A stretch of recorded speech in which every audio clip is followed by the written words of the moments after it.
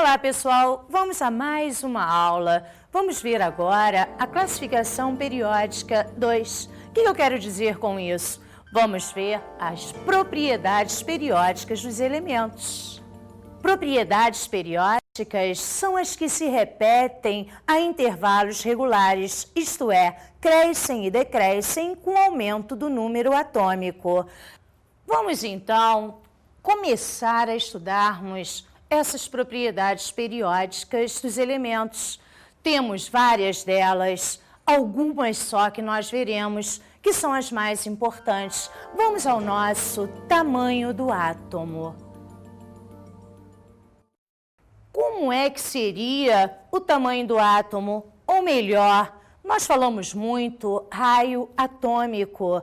A grosso modo, seria a distância que vai do núcleo à camada mais externa. Vamos ver essa variação em uma família. Observe os exemplos. Temos aqui o lítio, o sódio e o potássio. Todos eles pertencem à família 1A. Observe um detalhe. O lítio possui 2 camadas, o sódio 3 camadas e o potássio 4 camadas. Aqui estão as distribuições eletrônicas. Para que você entenda melhor, olha a distribuição em camadas. O lítio 2, 1, o sódio 2, 8 e 1 e o potássio 2, 8, 8 e 1. Você observa aqui o seguinte detalhe, é fácil de visualizar. Como nós já falamos, o raio é a distância que vem do núcleo à camada mais externa. Então, imagine uma linha daqui, aqui, daqui, aqui e daqui até a última camada. Tá bem visível, né, amiguinhos? Que o potássio tem muito maior raio do que o lítio. Isso quer dizer, então, que numa família nós teríamos esse raio aumentando de cima para baixo, porque é de cima para baixo que vai aumentando o número de camadas. Entenderam? Legal. Agora vamos ver novamente a nossa conclusão. Numa família, à medida que o número atômico aumenta, maior é o número de camadas, portanto, maior o tamanho do átomo. Nós veremos agora que num período, embora eles tenham o mesmo número de camada, o que vai acontecer? Tem diferença no número atômico. Agora não esqueçam de um detalhe.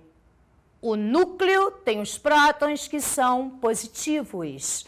A eletrosfera tem os elétrons que são negativos. E vocês sabem que positivo e negativo exercem uma força de atração. Então, não esqueçam disso em todos os exemplos que a gente vai ver. Vamos ver, então, um exemplo. Tem aqui o nosso lítio, tá ele aqui distribuído eletronicamente, mas eu gostaria que você prestasse mais atenção nas camadas. O lítio tem 2 camadas. O neônio também tem 2 camadas, mas o tamanho deles não é igual não, amiguinhos. Vamos ver o porquê. Perceba o número atômico do lítio. É 3. 3. Tão pequenininho. Agora, observe o número atômico do neônio. 10. Espera aí. Quem é que vai atrair mais? Aonde a força de atração é maior? Claro que é no neônio. Então, o que aconteceria? A grosso modo, olha para cá. Haveria isso aqui. O lítio, com 3 de número atômico, puxaria. Olha lá a força entre o núcleo e o elétron. Acontece que o neônio, por ter uma carga nuclear, um número atômico maior, vai puxar muito mais. A força de atração será muito maior. E o raio vai ser muito menor. Legal? Beleza? Fácil, né? Então, veja só. Quanto maior o número atômico, maior será a força de atração núcleo-elétrons. Logo, o tamanho do átomo diminui. Concluímos, então, que num grupo, numa família, o raio do átomo aumenta de cima para baixo. Claro, porque é de cima para baixo que aumenta o número de camadas. E no mesmo período, o tamanho do átomo aumenta da direita para a esquerda, porque é neste sentido que o número atômico vai diminuindo e a força de atração núcleo-elétrons também diminui, fazendo com que o átomo seja maior. Legal? Deu para entender tudo? Beleza! Agora nós vamos ter que ver, ou melhor, relembrar alguns conceitos. Vocês lembram? Isso eu sei que tu lembra. Átomo neutro é uma coisa, é aquele que não deu nem recebeu elétron. Acontece que nós também temos os cátions e os ânions. Nós temos átomos que ficam excitados e dão elétron ou recebem elétron. Vamos dar uma olhadinha então nos nossos íons. Vamos ver o raio iônico. Exemplificando, teríamos o seguinte: óleo potássio, átomo neutro, ele não deu nem recebeu elétrons, já está colocado em camadas para você entender melhor. 2, 8, 8 e 1. Tu está vendo que ele com um elétron na última camada não é um elemento estável. A vontade dele é de dar este elétron para adquirir configuração de um gás nobre. E é isso que vai acontecer. Quando ele doa esse elétron, eu tenho o nosso cátion, o K+. E é lógico, se perder um elétron, perdeu uma camada. Fica fácil de visualizar. Olha o tamanho, olha a distância do núcleo à camada mais externa de um átomo neutro. E olha a distância no íon cátion, é muito menor. É claro, não é? Se você perde um elétron, perde uma camada, o raio do átomo diminui. Por isso podemos falar que o raio do átomo neutro é maior que o raio do cátion. Mas não temos só cátion. Nós temos os ânions, que são aqueles que recebem elétron. Como eu falei no início, perceba que elétron é negativo. Positivo gosta de negativo, mas negativo gosta de negativo? Claro que não. Sai para lá, vai haver uma força de repulsão. Observe o que eu quero falar com esses exemplos. O cloro, neutro, sem dar nem receber elétrons, ele é 2, 8 e 7. Na sua última camada, ele tem 7 elétrons. Para ele ficar com configuração eletrônica de um gás nobre, ele quer receber 1. E quando ele recebe este elétron, perceba, elétron é negativo. Negativo com negativo, vai haver uma força de repulsão. Eu teria 2, 8 e 8, só que com um afastamento desta camada, justamente por causa da força de repulsão. Por isso que nós falamos que a entrada de um elétron no átomo de cloro diminui a força de atração nuclear. Com isso, concluindo, nós temos que o raio do ânion é muito maior que o raio do átomo neutro. Qual será a relação entre o tamanho de um átomo neutro e o seu íon? Gotinha, você não prestou atenção. Dependendo se é um cátion ou é um ânion, isto é, se deu elétron ou recebeu elétron, você vai poder comparar com um átomo neutro. E nós já vimos, quando é um cátion, ele perde elétrons, logo o seu raio fica menor, ele perdeu uma camada em relação ao seu átomo neutro.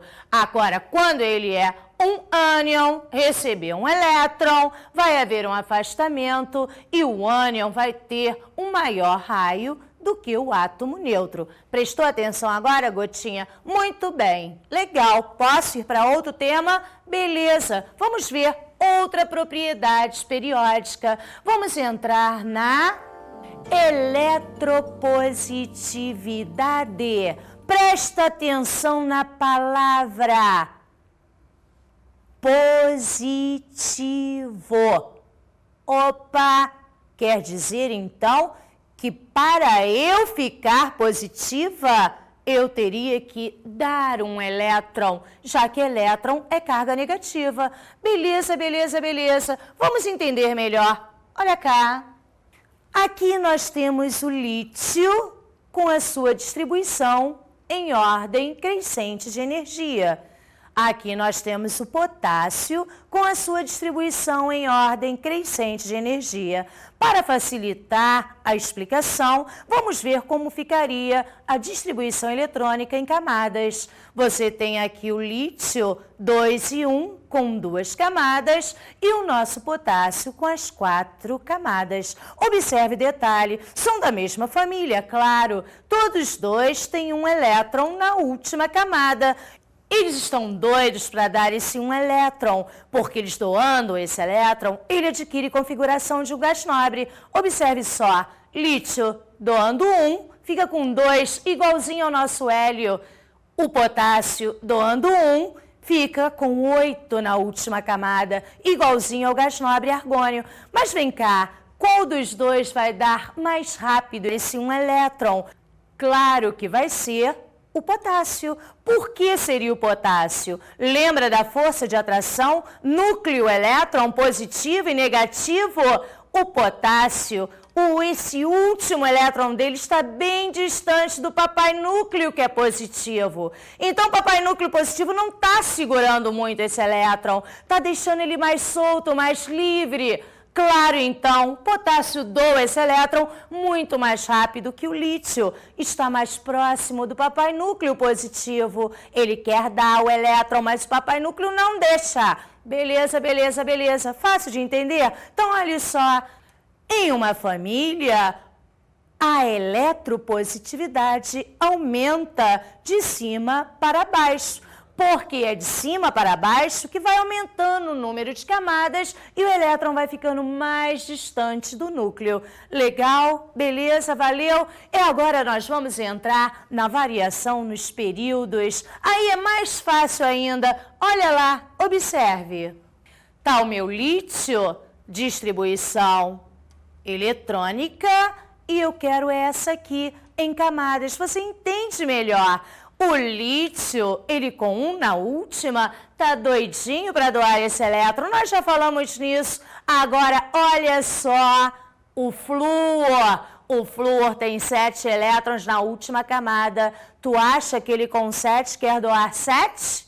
Claro que não. O lítio quer receber 1. Que ele fica com 8, feliz da vida, igual a gás nobre. Mas o lítio só falta dar umzinho, que aí ele fica igualzinho ao hélio. Então, é claro, como eletropositividade, quer dizer, dar elétron, o lítio vai ser muito mais eletropositivo, já que ele quer dar esse elétron, do que o flúor, que nem dar quer. Beleza? Fácil, né? Vamos ver a definição. A eletropositividade de um elemento mede a sua tendência de doar elétrons em uma ligação química.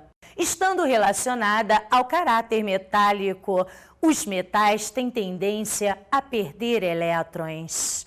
Quanto maior a facilidade do átomo em perder elétrons, maior será a sua eletropositividade e mais acentuado será o seu caráter metálico. Então, não esqueçam, os metais adoram doar elétrons. Então, claro, lógico e evidente, o caráter metálico e a eletropositividade andam juntinhas, já que os dois medem a tendência de um átomo em dar elétrons. Vamos agora concluir através da nossa tabela. Notem o seguinte, a eletropositividade em um grupo ou família, ela vai aumentar de cima para baixo. Claro, porque de cima para baixo aumenta o número de camadas. Com isso, o elétron fica mais solto, mais distante no núcleo, muito maior a facilidade em perdê-lo. Já nos nossos períodos, a eletropositividade aumenta da direita para a esquerda, porque é assim que nós vamos adquirindo maior caráter metálico. Espera aí, cuidado, cuidado. Tem uma observação muito importante de te falar. Os gases nobres não possuem eletropositividade. Gás nobre é estável. Ele não quer dar, não quer receber. Então, não se fala em eletropositividade para os gases nobres. A eletropositividade dos gases nobres é nula. Beleza? Valeu? Vamos então entrarmos agora em outra propriedade importante, que é a nossa eletronegatividade. E aí, Gotinha? Quero ver agora, será que você e meus amiguinhos que estão nos escutando sabem dizer o que quer dizer eletronegatividade? Essa eu sei. Para ficar negativo, um átomo tem que receber elétrons. Beleza, Gotinha, é isso aí mesmo. Você e todos os nossos amiguinhos entenderam perfeitamente a parte do português, a parte que nós temos que pensar ao invés de ficar decorando setinha para cima e setinha para baixo. Não decore setinhas, pense, esquematize o elemento, você enxerga. Quer ver? Olha só, olha só. Vamos ver agora a variação da eletronegatividade em uma família. Observe os exemplos. Eu tenho aqui o flúor, distribuído segundo Linus Pauling em ordem crescente de energia, e o cloro, da mesma maneira, distribuído em ordem crescente de energia. Vamos ver em camadas como é que fica. Tu olha lá o flúor, 2, 7, e o nosso cloro, 2, 8 e 7. Como nós já sabemos, a eletronegatividade vai querer receber elétrons. Pensa bem, olha lá, tu não tem que decorar a setinha não, amigo. Olha cá, minha amiga, o flúor, com 7, quer receber um elétron. O cloro, também com 7 na última, quer receber um elétron. Mas vem cá, qual dos dois segura mais rápido esse elétron? Claro, lógico, evidente, é o flúor. Ele está bem mais próximo do núcleo, tem menor camada. Por isso, nós falamos que o flúor possui maior eletronegatividade que o cloro. Beleza? Beleza? Legal.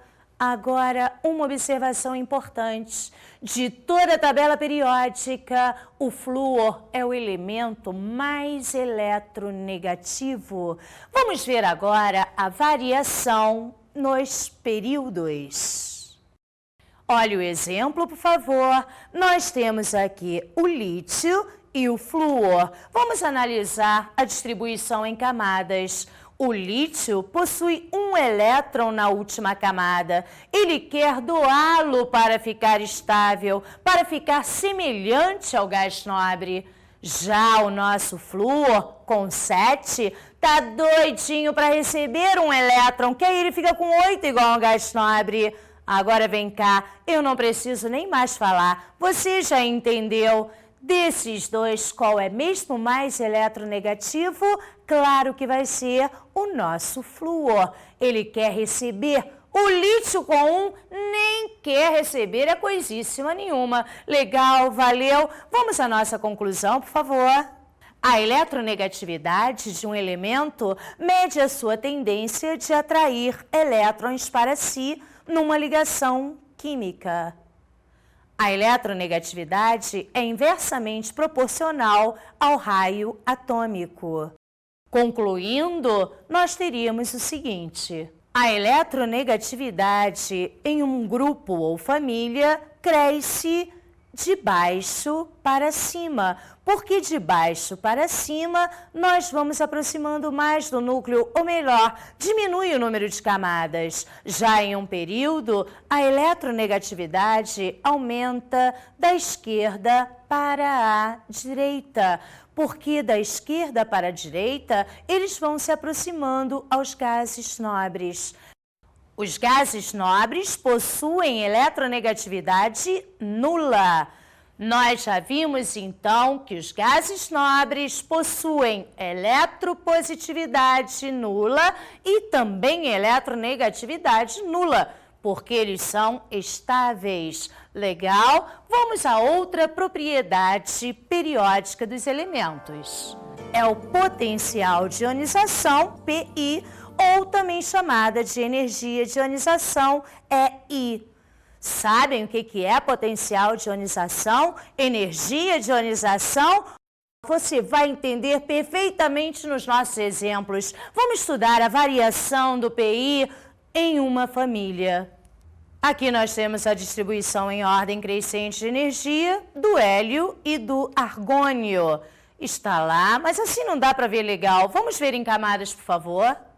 Olha aqui o hélio bem próximo ao núcleo, só tem uma camada. O elétron está bem próximo. Já no nosso argônio, ele está bem mais distante. Então é claro, meus amigos, minhas amigas, que tu vai ter que botar muito mais energia para arrancar o elétron do hélio do que do argônio. Beleza? Legal? Vamos ver agora a variação do PI, ou melhor, do potencial de ionização nos períodos. Olha os exemplos. Está lá o lítio e o nosso neônio. Nossa distribuição em ordem crescente de energia. Está lá meu lítio, 2 e 1, e o nosso neônio, 2 e 8. Fácil de entender. Observe só, para com essa mania de decorar setinha. Por que aumenta neste sentido nos nossos períodos? Fácil. O lítio com um elétron na última camada tá doidinho para dar esse elétron. Quer dizer, você dá uma coçadinha nele, quase não aplica energia nenhuma, ele sai dando esse elétron e fica estável. Já o neônio, um gás nobre, altamente estável, tu acha que ele sendo nobre vai querer dar o seu elétron? É ruim, hein, amigo, hein, minha amiga? Por isso que o potencial de ionização dos gases nobres é o máximo. Não esqueça então disso. Concluindo, então, esta energia está relacionada com o raio atômico, pois quanto maior o raio atômico, menor a atração o núcleo exerce sobre os elétrons mais externos e, assim, menor a energia necessária para arrancá-los. Do mesmo modo, quanto menor o raio atômico, maior atração o núcleo exerce sobre os elétrons mais externos e, assim, maior a energia necessária para arrancá-los. Vamos agora à nossa conclusão. O potencial de ionização em um grupo ou família, ele vai aumentar de baixo para cima. E observem um detalhe. Essa minha setinha eu fiz questão de colocar aonde? Aonde? Nos gases nobres, porque eles possuem o máximo PI, ou melhor, o máximo potencial de ionização. O potencial de ionização em uma família ou grupo cresce, aumenta de baixo para cima. E nos períodos, o potencial de ionização aumenta da esquerda para a direita. Os gases nobres possuem o máximo PI, ou melhor, possuem o máximo potencial de ionização. Tu tem que aplicar muita energia para conseguir arrancar o elétron de um gás nobre. Vamos agora a outra propriedade periódica. A afinidade eletrônica ou eletroafinidade é a energia liberada quando um átomo isolado no estado gasoso recebe um elétron. Eu tenho cá um átomo no estado gasoso recebendo um elétron, se transformando em um íon ânion e liberando uma quantidade de energia. Entenderam? Legal. E até mesmo a palavra te ajuda, né? Eletronegatividade, afinidade eletrônica. São conceitos assim bem parecidos, né? Afim de elétrons. É, tudo a ver. Muito bem, vamos ver então essa afinidade eletrônica nas famílias ou grupos. Temos aqui o flúor distribuído eletronicamente em ordem crescente de energia e o cloro também distribuído em ordem crescente de energia. Tá lá o nosso flúor, 2, 7. Olha a última camada, tem 7 elétrons, tá doidinho para receber um, né? Beleza, olha agora o nosso cloro, também tem 7 na última camada, também querendo receber este um elétron. Opa, mas você já está sacando, você não está ligando mais para a setinha, você está pensando, é claro, lógico e evidente, que o nosso flúor é muito mais eletronegativo. Ele está bem mais próximo do núcleo, portanto, vai segurar rapidinho esse elétron. Legal? Entenderam como funciona a variação em uma família ou grupo? Beleza, beleza. Vamos agora estudar a variação da afinidade eletrônica nos nossos períodos. Observe o exemplo. O lítio tem 2 camadas e tem um elétron na sua última camada, querendo doá-lo para ficar estável. Já o flúor, ele tem 7 elétrons em sua última camada, querendo receber este elétron para ficar estável. Claro e evidente que o flúor tem muito mais afinidade eletrônica, que ele quer receber este elétron, do que o lítio, que nem receber elétron quer. Legal, beleza? Vamos à nossa conclusão. Observe nossa tabelinha. A eletroafinidade, ela cresce em uma família de baixo para cima e em um período da esquerda para a direita. Temos outra observação muito importante. Os gases nobres possuem afinidade eletrônica ou eletroafinidade nula. Mas ainda não vi neste conteúdo ponto de fusão, densidade e volume atômico. Calma, Gotinha. Temos montes de propriedades. Nós só estamos estudando as mais importantes. Mas você quer saber das outras? Beleza. Ponto de fusão, densidade e volume atômico, Gotinha, não apresentam regularidade na sua periodicidade. E são propriedades de substâncias simples, no caso, e não de elemento. Por isso, Gotinha, nós não vamos nos aprofundar, mas só para tirar aí o teu probleminha com essas propriedades, vou te mostrar rapidinho no esqueminha como variam essas propriedades. Embora, torna a falar, essa não dá para pensar.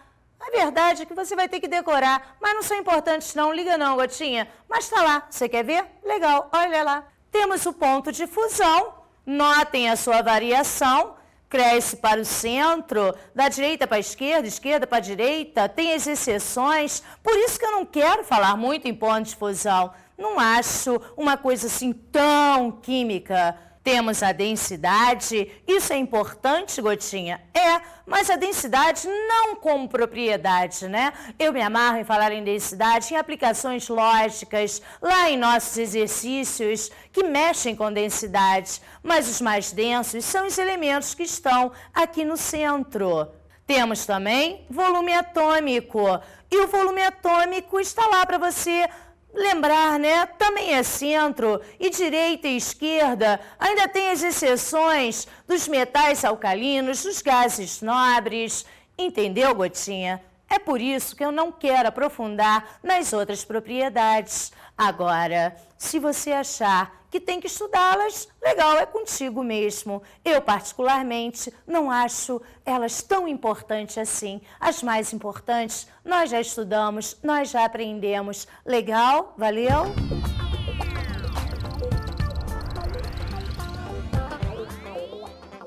A minha dica de estudo quanto às propriedades é fazer bastante exercícios, mas eu torno a repetir, nada de decorar seta. Pegue os elementos, distribua em camadas, observe força de atração, repulsão, distância. Faça bastante exercícios, tu vai ver como isso aí é gostosinho e muito fácil de ser entendido e não decorado através de setinhas. Legal? Valeu? Até mais!